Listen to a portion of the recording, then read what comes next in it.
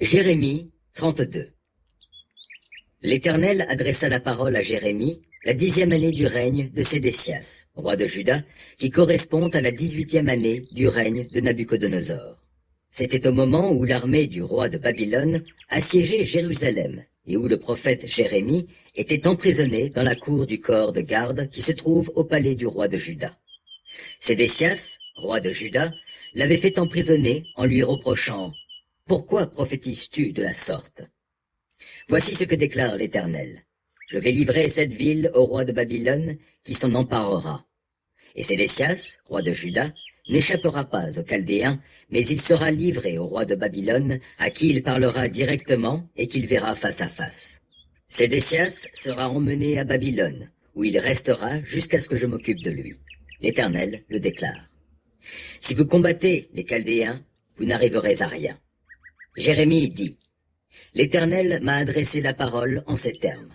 Anaméel, le fils de ton oncle Shallum, va venir te voir pour te proposer d'acheter son champ situé à Anathoth, car, en vertu du droit de rachat, c'est à toi de l'acquérir.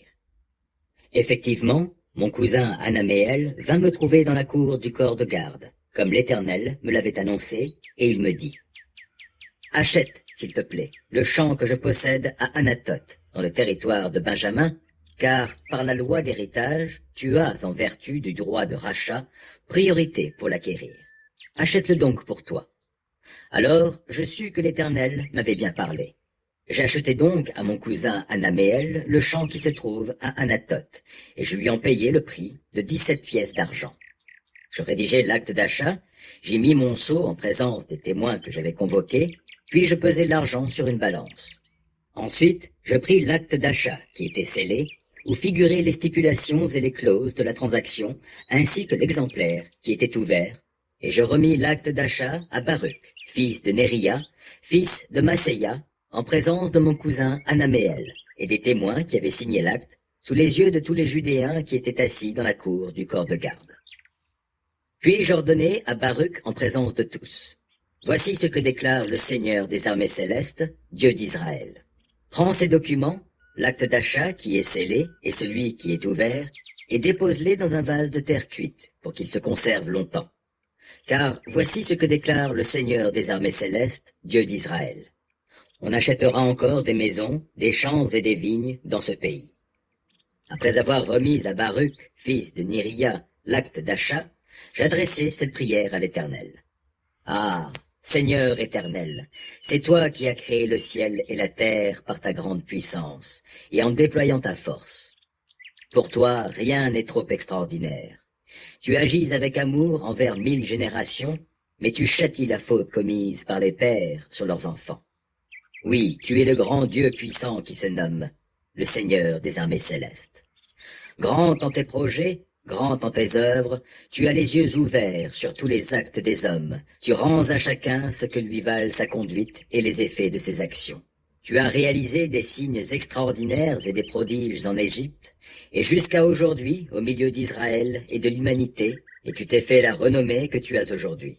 Toi, tu as fait sortir d'Égypte ton peuple Israël par des signes extraordinaires et des prodiges, et en agissant avec force, en déployant ta puissance, en semant la terreur. Et tu leur as donné ce pays où ruisselle le lait et le miel que tu avais promis à leurs ancêtres par serment. Ils y ont pénétré et ils en ont pris possession. Mais ils ne t'ont pas obéi, ils n'ont pas appliqué ta loi et n'ont rien fait de ce que tu leur avais ordonné. C'est pourquoi tu as fait venir sur eux tous ces malheurs. Voici que l'ennemi met ses terrassements en place contre la ville pour la prendre et, en proie à l'épée, la famine et la peste, elle sera livrée aux Chaldéens qui la combattent. Ce que tu avais annoncé va se trouver ainsi réalisé, comme tu le vois bien. Et toi, Seigneur, Éternel, tu m'as dit, achète-toi ce champ à prix d'argent, par devant des témoins, alors que cette ville est en train de tomber aux mains des Chaldéens. Et l'Éternel adressa la parole à Jérémie. Oui, je suis l'Éternel, le Dieu de tout être humain. Y a-t-il une chose qui soit trop extraordinaire pour moi? C'est pourquoi voici ce que déclare l'Éternel. Je vais livrer cette ville aux Chaldéens et à Nabuchodonosor, le roi de Babylone, pour qu'il s'en empare. Oui, Les Babyloniens qui la combattent entreront dans cette ville et y mettront le feu. Ils la brûleront ainsi que les maisons dont les toits ont servi pour brûler des parfums en l'honneur de Baal et pour offrir des libations à des dieux étrangers, ce qui m'a irrité. Car les Israélites et les gens de Juda n'ont fait dès leur jeunesse que ce que je considère comme mal. Les Israélites n'ont fait que m'irriter par tous leurs actes, l'Éternel le déclare.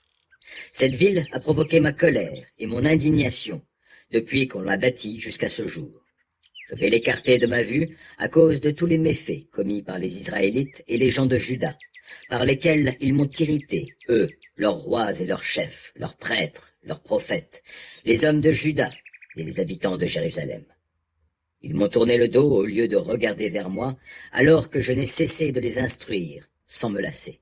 Mais ils ne m'ont pas écouté, ils n'ont pas accepté l'éducation. Ils ont même installé leurs abominations dans le temple qui m'appartient, et l'ont ainsi souillé. Ils ont érigé des hauts lieux consacrés à Baal dans la vallée de Ben-Hinnom, pour brûler leurs fils et leurs filles en l'honneur de Moloch. C'est là une abomination que je n'ai pas ordonnée et qui ne m'est même pas venue à la pensée. Ainsi, ils ont fait tomber Juda dans le péché.